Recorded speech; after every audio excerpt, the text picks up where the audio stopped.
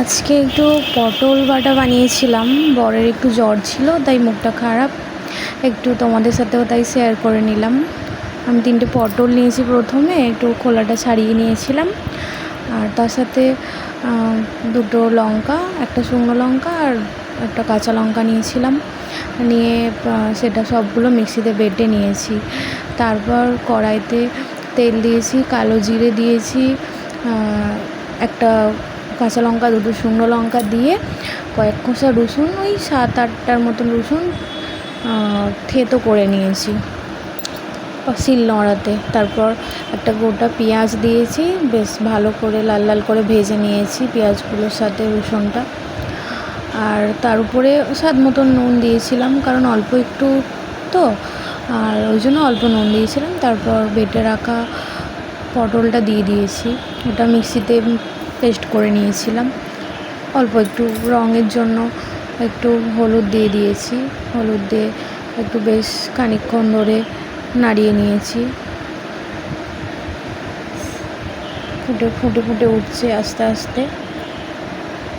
তারপর একটু মিক্সি ধোয়া জল দিয়ে দিয়েছিলাম। তারপর কিছুক্ষণ ফুটে যাওয়ার পর একটু হলুদ গুঁড়ো দিয়ে দিয়েছিলাম। হলুদ গুঁড়োটা স্কিপ হয়ে গেছে, ভিডিওটা স্কিপ করে গেছে, বুঝতে পারিনি। আর তারপর একটু স্বাদ মতন চিনি দিয়েছিলাম। এটাতে একটু চিনি দিতে হয় অল্প করে।